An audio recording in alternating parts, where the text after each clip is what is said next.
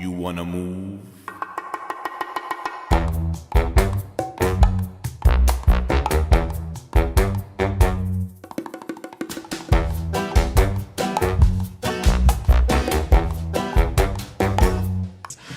Let's try.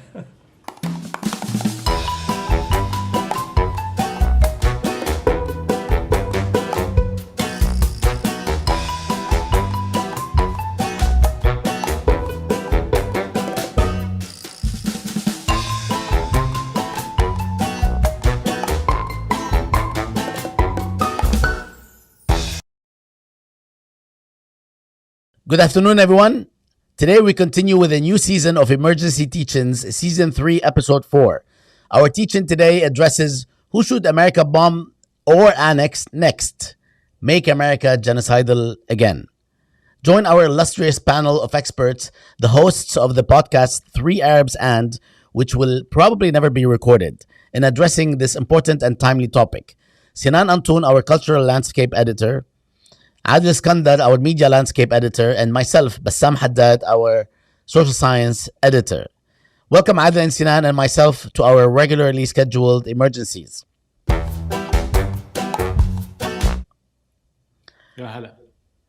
Folks, let's face it.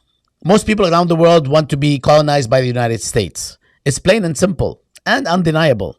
This emergency teaching is a true reality check where we finally expose hapless socialists and other conscientious people who keep yapping about toothless, sleep-inducing international law and out-of-touch abstract academics who do not even know what bukkake means, blinded by research and theories to convince us that regime change isn't fucking amazing for invaded, occupied, and annexed countries and territories.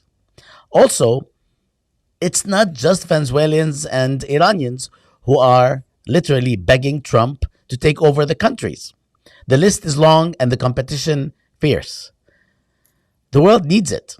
I mean, who doesn't want to be shot in the face 3 times by a true American? Huh?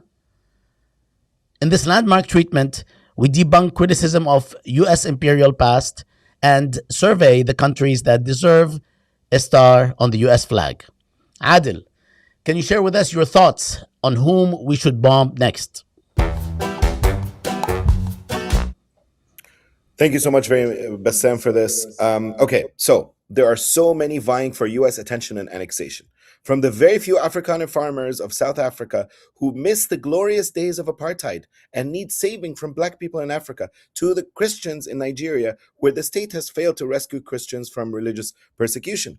There is nothing that they need more than an invigorating, refreshing, and ultimately liberating bombing campaign that airstrikes their country.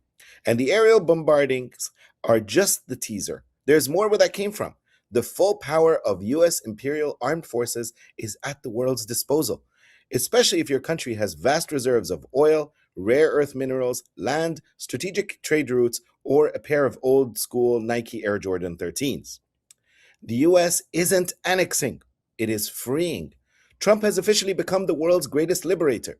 He doesn't need Machado's Nobel Peace Prize. Yeah, Jonas, Prime Minister of Norway, who denied Trump the Nobel Peace Prize. Fuck you. He should be replaced by FIFA's Gianni Infantino, for the record, who offered Trump the FIFA Peace Prize. Trump's very first mission after receiving the prize will be negotiating a ceasefire between the Moroccans and Senegalese after the African Cup of Nations debacle. Oh, hold on. They don't have oil and rare earth minerals? Who gives a shit? Anyway, Trump is not only a peacemaker, he is a messiah of peace. He's only one strike away, one commando operation away from saving everyone from everything and anything. And if you want him to save you from life itself, that too can be arranged. It's just 1 month, and he has liberated the people. In just 1 month, he's liberated the people of Venezuela. He has put freeing Iranians on his calendar for the year. Congratulations, Tabrik Migam. And he's vowed to make Greenland green or white again. In the same way that George W. Bush is remembered as a liberator of the Afghans in 2002 and Iraqis in 2003, Trump is racking up liberations like they're chips on a blackjack table. With the entire world being a game of risk, the US under Trump is on a roll and is sweeping the board. Watch out, New Guinea. The problem now is that the US can't fend off the countries begging for annexation fast enough. The United States has been answering the call, for the record, of war, liberation, and annexation for over 200 years. Don't let anyone fool you. Every war that the US has waged out of benevolence. The Anglo-Puritan Wars, the Acadian Civil War, the Pequot War, the Cherokee American War, the Northwestern Indian War, the American Algerian War, the Quasi War, the War of the South, Barbary Wars, Tecumseh Wars, the U.S. Annexation of the Republic of West Florida, the Battle of Woody Point, the War of 1912, Creek War, Barbary Wars, Texas Sumatran War, Sumatran Expeditions, Mexican American War, Navajo Wars, Opium Wars, Utah Wars, the Garza War, the overthrow of the Hawaiian Kingdom, Spanish American War, occupation of Nicaragua, Grenada, Haiti, Panama, Dominican Republic, Guatemala, the Korean War, Vietnam War, Cambodian War, Contra War, Salvadorian War, Gulf Wars 1, 2, 3, all sequels are interesting. Wars in Libya, Somalia, Bosnia, Kosovo, Taiwan crises, Afghanistan, Yemen, occupation of Iraq, Syria War, Ukraine War, and they're just warming up. Frankly, if you haven't been liberated by America yet, you must be feeling horribly left out. Don't worry, you can submit an application and get yourself on the list. People around the world are literally dying to die at America's hands. Darb al-Habib zay akle zibib, as they say in Arabic, which translates to getting hit by your lover is as sweet as raisins. Global politics in the age of Trump and after the release of the Epstein files is literally S&M, and countries around the world should be begging for it. Strap on that choker, crack that whip, yalla habibi, let's do it. Sinan, let us know your thoughts about this. Thank you, Adil. Look, all these radical leftists keep babbling about consumer rights. But when it comes to the rights of the US to consume and enjoy what it buys and deserves, they start screaming some Marxist decolonial mumbo jumbo. The US wants to buy Greenland. What is wrong with that? It is the most altruistic act if you think about it. Instead of keeping hard earned money and hoarding it, the US gives it away to foreigners, to Europeans. The US has always been and will always be an active and discerning buyer, not a window shopper. Moreover, big swaths of the country were bought, annexed, or stolen from natives. So what's new? Louisiana was purchased for $15 million from France in 1803. Florida in 1819 from Spain. Alaska was purchased in 1867 from Russia. Vermont and Texas were both annexed. The Philippines were purchased from Spain for $20 million in 1898. It was a very good bargain. The Virgin Islands was purchased from Denmark in 1917. And now they don't want to sell. So now you guys want to stop the United States from going on another shopping or annexation spree? It is authoritarian, fascist, and treasonous for anyone to object to the United States exercising its right as an imperial consumer. Bassam, what do you think? Thanks, Sinan. Finally, the United States is now at war with almost the entire world.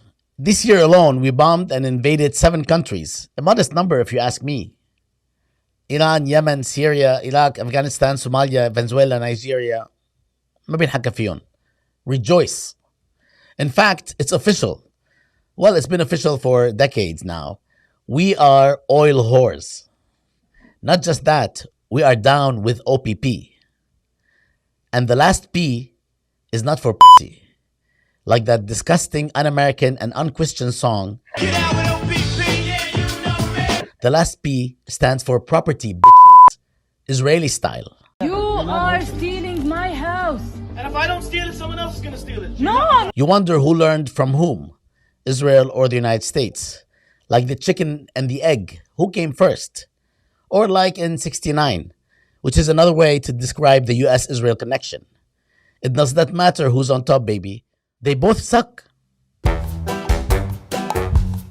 Adil, can you share with us your thoughts in a very long second segment?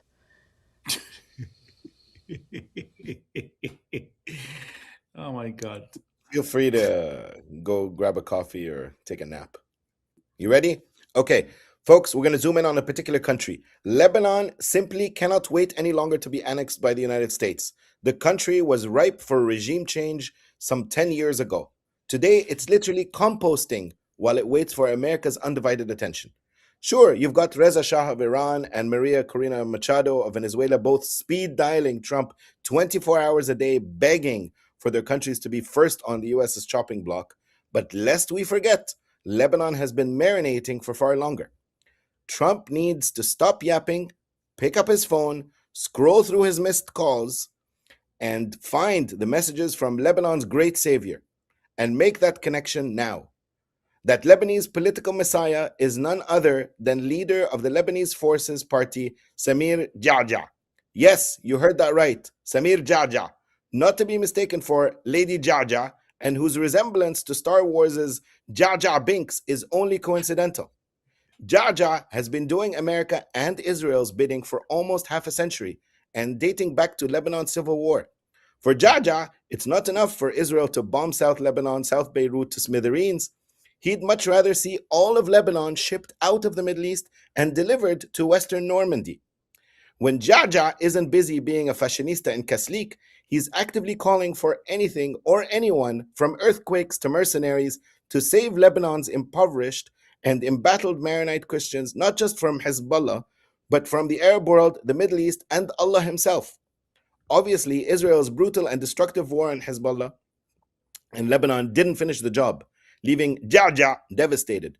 To save Lebanon, or what Jaja believes is modern-day Phoenicia, we need the US to bring Lebanon back to its glory days, when the lira was stronger than the Swiss franc, and when Al-Hamra was the real Champs-Élysées, and when Beirutis snacked on marron glacé like it was popcorn. Marron glacé is sugar-glazed chestnuts for all you uncultured riffraff out there. A recent recording of a conversation between Jaja and US Secretary of State Marco Rubio was leaked to Al Amil television station, where Jaja is heard saying, "Marco, Habibi, what are you waiting for? Yalla, come to Lebanon. Forget Cuba, Habibi. Lebanon should have been atop your annexation list from day one. Forget about rolling tobacco in Havana. Come roll wara arish anna hina bilkisrwain. We'll let you stuff it with anything you like. Just come. Listen, we know you were turned off by the 1983 US embassy bombing in Beirut, but that's ancient history. You were still a prepubescent 12-year-old at the time. Besides, you can't trust your sidekick Bibi Netanyahu to finish this job for you. After 41 years, the Israelis have failed to subdue us, colonize us, spank us, and show us who's daddy. Khalas, enough appies. We're ready for the main course. We're ready for the full meal, the big kahuna. Come colonize us already. While we prefer to be saved by our former mandatory administrators, the French, but Macron is a baby, he's a wussy. Besides, America is sort of French anyway. You are home to Baton Rouge, Lafayette, Des Moines, Lanier. Annex us and we'll actually help you speak the mother tongue. Annex us and we'll save you from pronouncing Versailles like Versailles. Khalas. Cancel the Taif Agreement, that crappy document that forced us to share power with the icky ilk of Arab nationalists, revolutionary socialists, Islamists, Alawites, Druze, Ismailis, Orthodox Baha'is, Twelvers, Armenians, Bohemians, and Pescatarians. Yalla Marco, vamos habibi. End quote. If Samir Jaja gets his way, Lebanon can finally be the first cedar on the Star-Spangled Banner. Sinan, give us your thoughts. Look, whichever way you look at it, by kidnapping Maduro or assassinating this or that president of some forgettable country in the global south that happens to have oil, or other goodies, or invading Greenland, the US is only doing what it has a divine right to do. The US's movement is in sync with the universe. It's constantly expanding, and so is the US. Steve Bannon said the other day that it's divine will that Trump is president. And come to think of it, from time immemorial, meaning before TikTok and AI, God gave the United States oil, gas, and other minerals, but for security reasons at the time or theological considerations, he stored these riches in distant or not so distant areas and countries. And then some humans came up with the notion of nation states, and these nation states now have their national economies, and some silly and childish ideas like sovereignty. And then some commit the abominable sin of nationalization, which is just a fancy word for robbing American oil companies or other European oil charities from their God-given right. So listen, if you are a country in the global south, please note, whatever you discover under the surface of the earth belongs to white Christian nations. God made your countries for storage and for no other purpose. Bassam, what say you? People of the books, don't worry. We won't always invade. Sometimes a little kidnapping will do, with just a couple of hundred brown people killed and wounded. At other times, we'll annex whole countries, or hemispheres, really. Everything's going to be okay, folks. Instead of having the left blabber constantly about how our imperial hubris has no limits, let's look at the evidence, where America has an ironclad safety valve that tells us when enough is enough and when we have to hit the brakes. The mother of all safety valves that will stop us before going too far. And if you don't believe me, here it is from the horse's mouth. Do you see any checks on your power on the world stage? Is there anything that could stop you if you wanted to? Yeah, there's one thing, my own morality. My own mind. It's the only thing that can stop, and that's law. Very good. I don't need international law. I'm not looking to hurt people. It depends what your definition of international law is.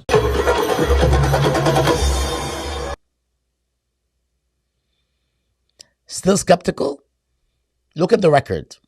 The first 10 days of 2026 will debunk you and your mama's arguments. During the first week or so of 2026, يعني هلا, a little bit ago, the US hardly did anything.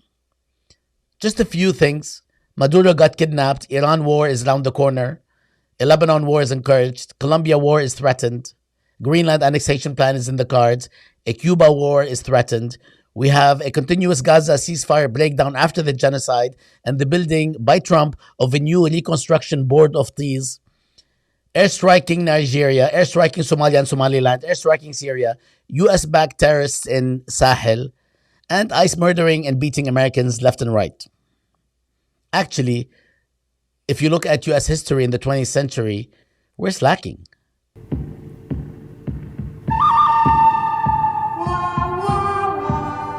US-backed right-wing military coups included Cuba 52, Guatemala 54, El Salvador 80, Honduras 2009, Nicaragua 1980s, Panama 1989, Haiti 1959 and 2004, Peru 1962 and 1975, Dominican Republic 1965, Venezuela 2002, Bolivia 1980s, Paraguay 1954, Brazil 1964, Chile 1973, Argentina 1976, and Uruguay 1973. And that's just in Latin America.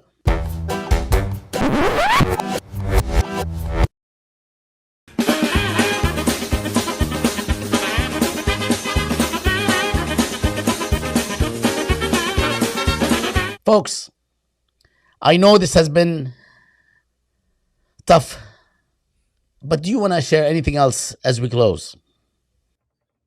I have nothing to say. طب انا هقول حاجه تانية بقى طالما انتوا فاضيين يعني.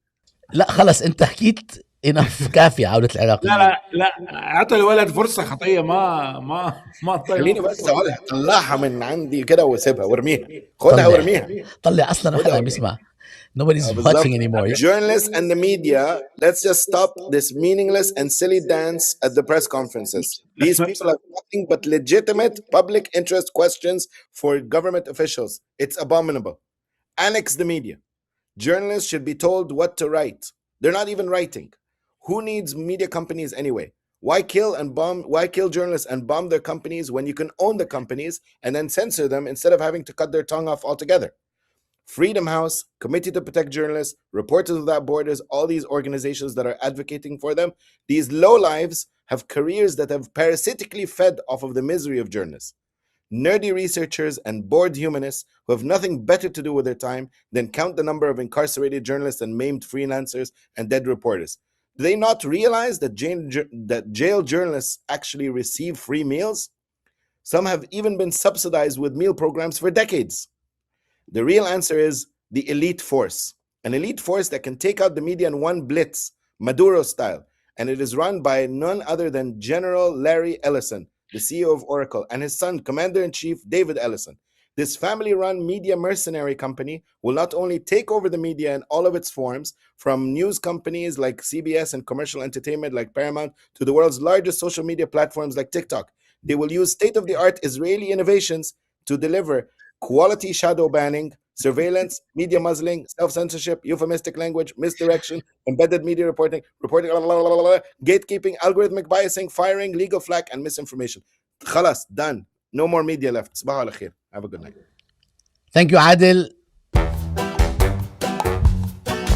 In closing, I want you all to remember all you have to do to not be bombed by the United States, invaded by the United States, annexed by the United States, or shot in the face by the United States 3 times is simply to have nukes.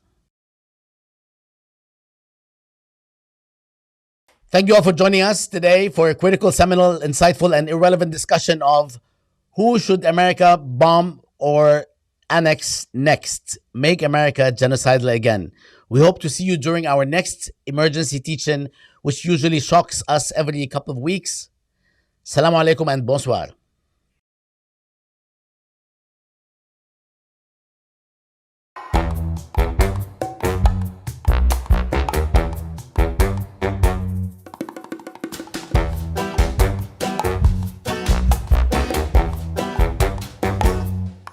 I was trying.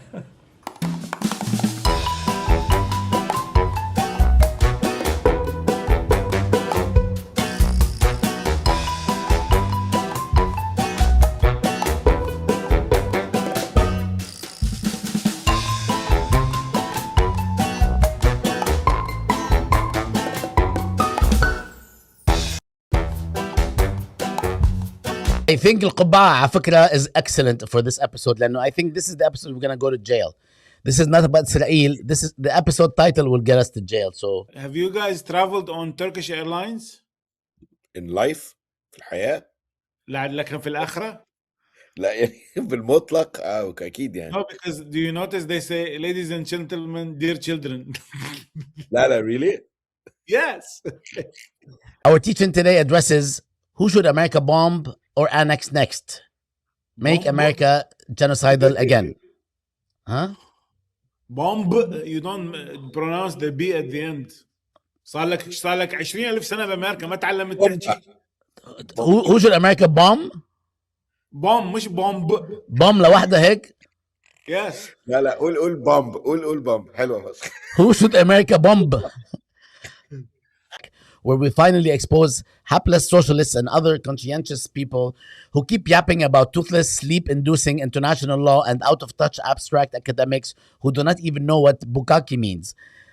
Blinded research. Oh yeah, we're going there.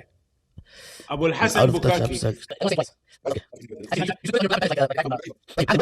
But at some point, maybe before we die, if you can just attend to the basics that we always talk about. That the last قلنا one. 150 words. Then leader of the Lebanese Forces Party, Samir Jaja. Yes, you heard that right. Samir Jaja, not to be mistaken for Lady Jaja. بطل تكتب.